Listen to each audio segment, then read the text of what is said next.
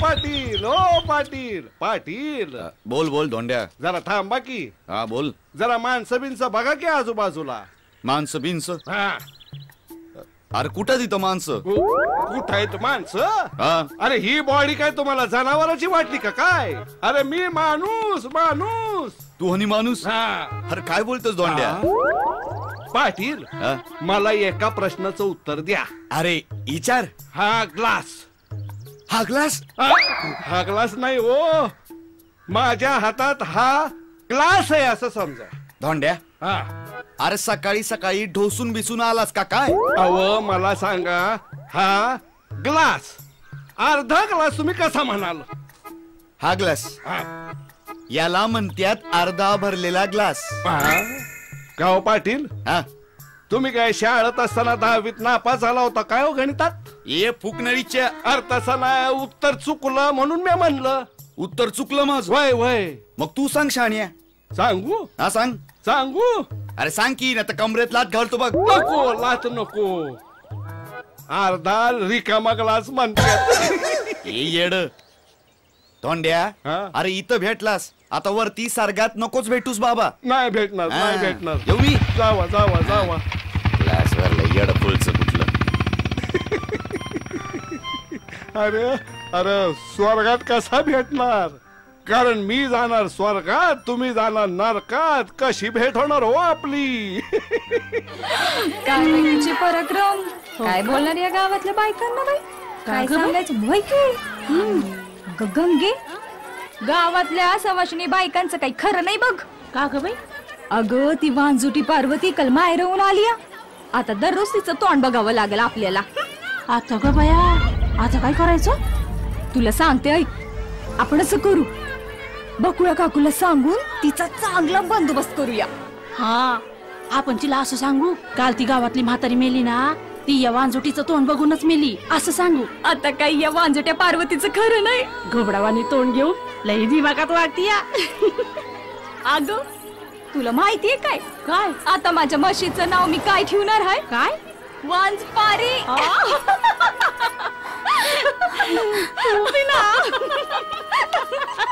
अहो पार्वती वहिनी, काल माझ्या बाळाचा वाढदिवस झाला, तुम्ही आला का नाही? काल रात्री जरा मला यायला उशीरच झाला गावावरून, म्हणून नाही जमलं यायला. मग रात्री नाही आला, आता तरी घ्या की बाळाला, आशीर्वाद द्या त्याला.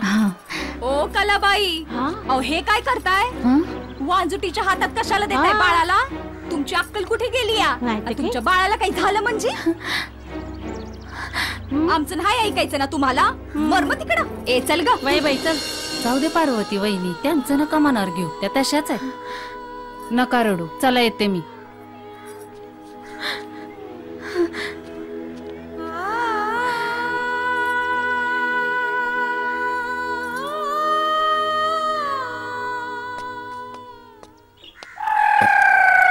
दिसलं का रानमांजर?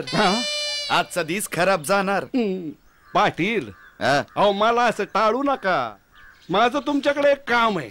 अरे बाबा, तुझं काम म्हंटल की अंगाला घाम सुटतो बघ. आणि आपल्या बंड्यानी नाम्या कुठे दिसत नाहीत ते. अहो दिसणारच नाही. कार? त्याला त्यांच्या बायकांनी खोलीत कोंडून ठेवलंय. कार? कार म्हणजे काय, आता माझ्या संगतीनं पोरं वाया जात्यात असं त्यांच्या बायका म्हणतात. असं म्हणतोस होय? अरे मग बायकांनी बरोबर ओळखलं तुला. अरे पाटलीने मला तुझ्या संगत बघितलं तर मला बी कोंडून टाकली ती. येतो मी. अहो थांबा थांबा थांबा थांबा. म्हणजे काम असं आहे की मला एक पत्र आलंय. पत्र इंग्रजीतनं. इंग्रजीत? आता मला काय इंग्रजी येत नाही, तेवढं वाचून दाखवा की. दोंड्या, तू मराठी माणूस आहे ना? आहे ना. मराठीचा काय अभिमान बिभिमान आहे की नाही? आहेच ना. मग अरे इंग्रजीचा विषय कशाला काढतो? एक रट्ट दिशी देईन ठेवून. नको नको. येतो मी. या या या. आता इंग्रजी येत नाही म्हणून म्हण ना. मला सांगतोय इंग्रजीचं. माझ्या हातात तरी इंग्रजी पत्र कुठे आहे? केला का नाही पाटलाचा मामा? असू दे असू दे. पाटील गेलाय. पाटलीनबाई एकटीच असल. नाही म्हणजे काय आहे, पाटलीनबाईला जाऊन सांगाय पाहिजे पाटलाची इंग्रजीच्या नावानं बॉम्ब आहे म्हणून. हा अरे धोंड्या, कोण आहे र? अरे अरे तू आहे वय, काय ते बोल बोल. अरे त्या गावातल्या ये. बायकांना समजावून सांग जरा. गावातल्या बायका ना काय झालं काय? त्या पार्वती वहिनी नाव वांजोटी म्हणत्या ती, समजावून सांग त्यांना जरा. पार्वती वहिनीला वांझोटी म्हणतेस? हा. कोणाची हिंमत झाली पार्वती वहिनीला वांझोटी म्हणायची?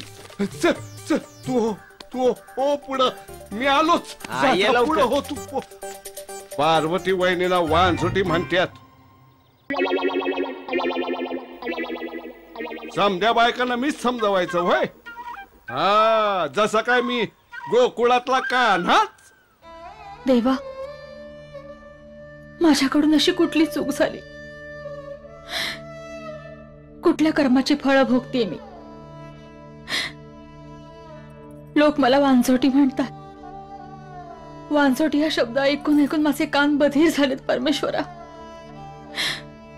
मला मूल दे नाहीतर मरण दे. मला नाही जगायचंय आता, मला नाही जगायचंय. ए पार्वती, अगं काय झालं? असं का करतेस? हा, शांत हो आधी आणि मला सांग काय झालं. गावातल्या सगळ्या बायका मला वांझोटी म्हणतात. माझं तोंड बघायचं नाहीच ठरवलंय त्यांनी. आता मूल होणं न होणं हे माझ्या हातात आहे का? तो देव पण डोळे मिळून बसलाय. मी जगून तरी काय करू? मला नाही जगायचंय, मला मरू दे, मला मरू दे. पार्वती, अगं काय हा येडेपणा आहे? हा, असं का करतेस? तू आधी शांत हो, डोळे पुस. हे बघ, तू त्या मूर्ख बायकाचं काय बी ऐकू नकस. अगं या जगात देवाचं अस्तित्व नाकारणारे लय महाभाग आहेत. म्हणून काय देव नाही का काय? हा, अगं तू असं मन बारीक करू नकस. हा, देवावर विश्वास ठेव, समज ठीक होईल. अगं त्याच्या मनात आलं ना तर एका वर्षाच्या आत आपलं बाळ अंगणामध्ये रांगल. ऐक माझं, विश्वास ठेव देवावर. हा, खरंच? डोळे पुस बघू. शहाणी माझी बाय.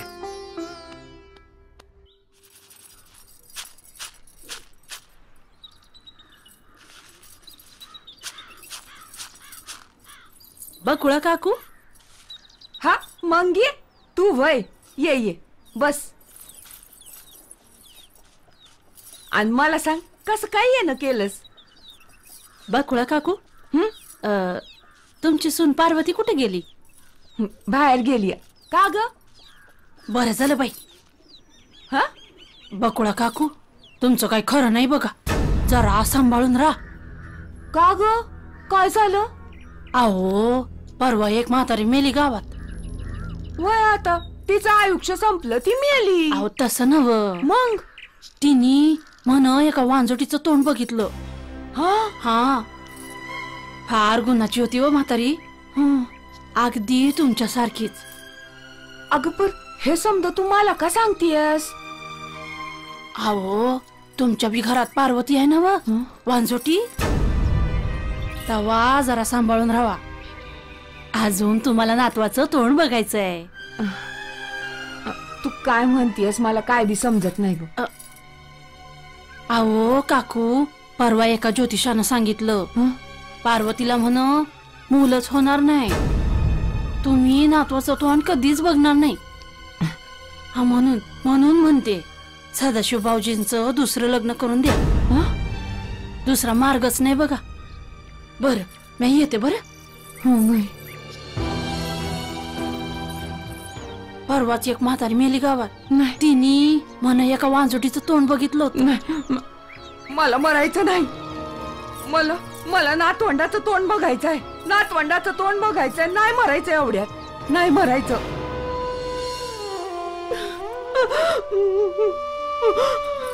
देवा. आया, ए आहे, अगं इथे का उभी आहेस अशी? हा, काय का ग? काय झालं? असं रडायला काय झालं तुला? आता रडू नका. ते काय करू? संपलं माझं. हे बघ, तू रडू नकोस. तू शांत हो आधी. बस आधी बस. आणि काय झालं मला नीट सांग बघू. काय झालं? अरे नशीब फुटलं बघ माझं. काय? तुझी बायको वांझोटी निघाली. आता जन्मात मला नातवंडाचं तोंड बघायला मिळणार नाही. माझा वंश बुडणार. अगं काय बोलतेस तू आई? हा, खरं तेच बोलते. बोलतीय? अरे समजा गाव थुकतोय तुझ्या तोंडावर. समजा गाव म्हणतोय तुझं दुसरं लगीन कर म्हणून. माझं हे बघ, तुला माझी दया येत असेल, या म्हातारीची दया येत असेल तर दुसरं लग्न कर बाबा. माझ्यासाठी, माझ्या नातवंडासाठी पण दुसरं लग्न कर. काय भलत असेल तर बोलतेस का तू आई? हा? अगं एवढी देवीसारखी माझी बायको पार्वती आणि तुम्हाला दुसरं लगीन करायला सांगतेस होय? नाही, हे बघ आज न उद्या पार्वतीला मूल होईल. देवा मनवंताची कृपा झाली की नाही तर नक्की मूल होईल तिला. बघ तू. म्हणे मनमताची कृपा होईल. मला माहितीये त्या सटवीनं मोहिनी टाकलीये तुझ्यावर. पण माझं ऐकत नाहीस तू. माहितीये मला समजा. आई अगं, आई अगं माझं ऐक तरी. काय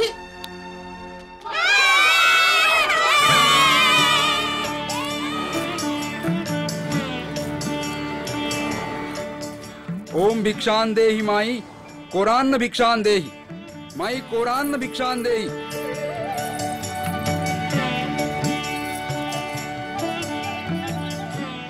पुत्रवती भव. बाबा, हा असला कसला आशीर्वाद? अहो हे कसं शक्य आहे? मला आणि पुत्र? जय भोले शंकर. पोरी, शिवशंभोच्या दरबारी निराशा हा शब्दच नाही.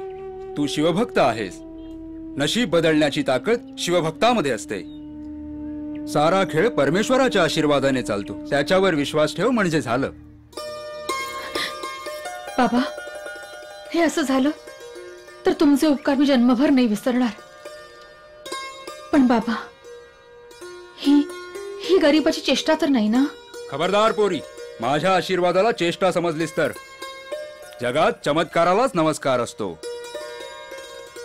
जय भोले शंकर.